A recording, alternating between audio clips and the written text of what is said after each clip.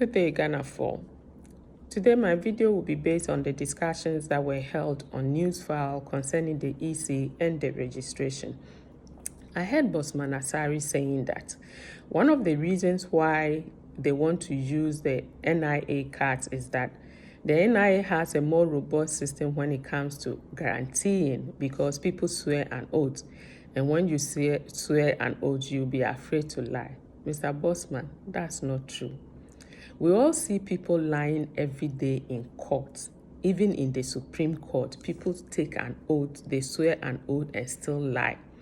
Your own boss, the EC chair, have lied under oath. She took an oath of office to organize free and fair elections. That oath of office mandated her to be available and make sure she carries her work to the latter and be accountable to Ghanaians. Yet when duty called on her in 2020 after the elections to come and account for her stewardship, she refused to go. She forgot that she took an oath. The institution that was supposed to make sure she stands accountable to Ghanaians, which is the court, shielded her.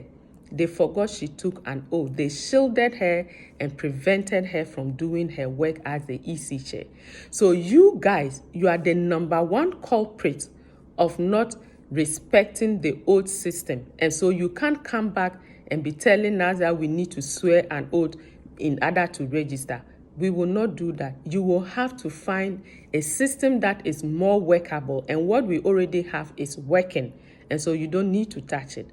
The second thing you mentioned was that you need to take the registration to the district offices to prevent fraud or to limit the number of illegalities in the prevent illegal people from registering. Mr. Bosman, let me educate you again.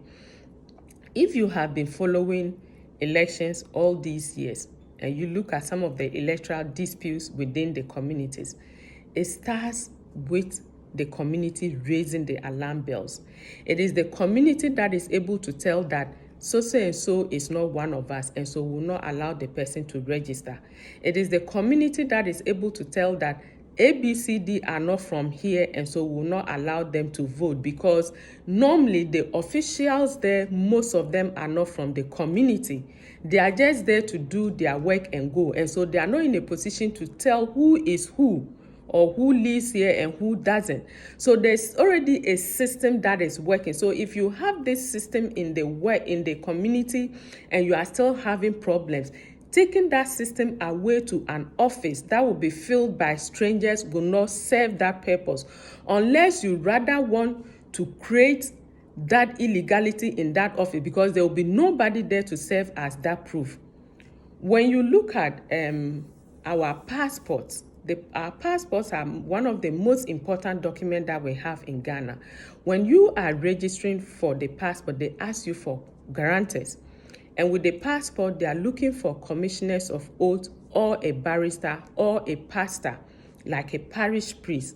These are people in the communities that can be trusted, and they feel that once they append their signatures on this document, it means whatever information you are providing are true.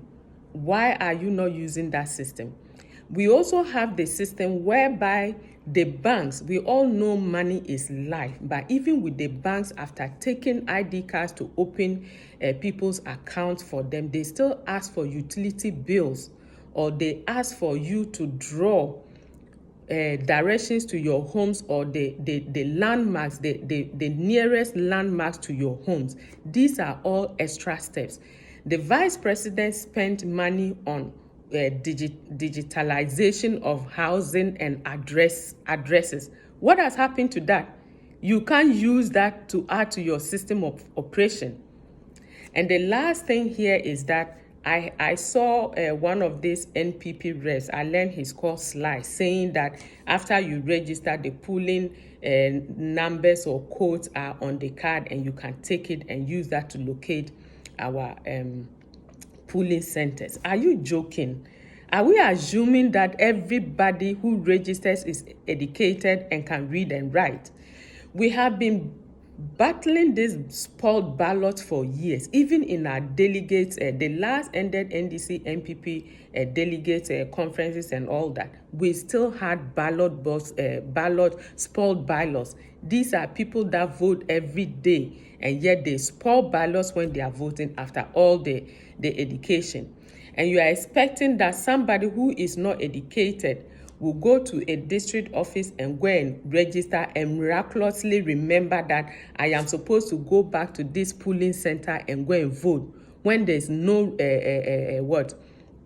nothing wrong with having the registration at those polling centers.